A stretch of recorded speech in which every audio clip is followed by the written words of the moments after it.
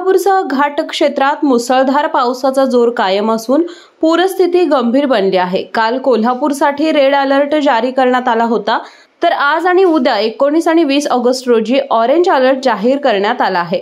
सततच्या पावसामुळे पंचगंगा नदीच्या पाणी पातळीत वाढ होत असून दुपारी 1 वाजता राजाराम बंधाऱ्यावर पाणी पातळी 36.03 फूट इतकी नोंदवली गेली आहे। नदीची इशारा पातळी 39 फूट आणि धोका पातळी 43 फूट आहे। यावेळी 39,936 क्युसेक्स पाणी विसर्ग सुरू असून जिल्ह्यातील तब्बल 80 बंधारे पाण्याखाली गेले आहेत।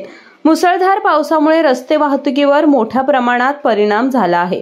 कोल्हापूर गगनबावडा राष्ट्रीय महामार्गावर मांडुकली येथे रस्त्यावर पाणी आल्यानं मार्ग बंद करण्यात आला आहे। दस्तुरी चौक ते कळे येथे बॅरिकेड लावण्यात आले आहेत। कोल्हापूर राजापूर राज्यमार्गावरील बाजार भोगाव ठिकाणी पाणी आल्यानं मार्ग बंद करण्यात आला आहे। बाजार भोगाव पोहाळे रस्ता वाहतुकीसाठी बंद करण्यात आला आहे। अनुस्कुरा घाटात दरड कोसळल्याने वाहतूक बंद असून दुपारपर्यंत मार्ग सुरळीत होण्याचा अंदाज व्यक्त करण्यात आला आहे। गडिंग्लज तालुक्यातील हिरण्यकेशी नदीवरील नांगनूर बंधारा वाहतुकीसाठी बंद झाला होता। हातकणंगले तालुक्यातील निलेवाडी आणि वाळवा तालुक्यातील आईतवडे या गावांना जोडणारा वारणा नदीवरील पूल पाण्याखाली गेल्यानं वाहतूक बंद करण्यात आली आहे। पर्यायी मार्ग चिकुर्डे पूल वापरावा अशी सूचना प्रशासनाने केली आहे। सततच्या पावसामुळे दूधगंगा धरणात आवक वाढली आहे। उद्या 20 ऑगस्ट रोजी सकाळी 10 वाजता विसर्ग वाढवून एकूण 20,000 क्युसेक्स पाणी सोडण्यात येणार आहे। यामध्ये 18,500 क्युसेक्स सांडव्यावरून तर 1,500 क्युसेक वीज केंद्रातून विसर्ग समाविष्ट आहे। नदीकाठच्या ग्रामस्थांना सतर्कतेचा इशारा देण्यात आलाय। कुंभी धरणात सकाळी 9 नंतर वक्रद्वारातून 2,610 क्युसेक्स आणि विद्युत गृहातून 300 क्युसेक पाण्याचा एकूण 2,910 क्युसेक विसर्ग सोडण्यात आला आहे।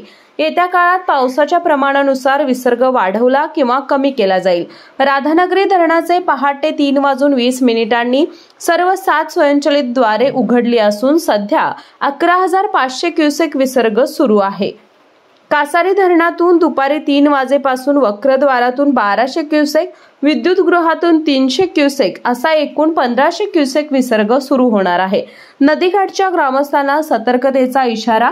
धामणी धरणातून सध्या सेवाद्वारातून 1,743 क्युसेक आणि वळण कालव्यातून 8,500 क्युसेक असा एकूण 10,500 क्युसेक विसर्ग सुरू आहे।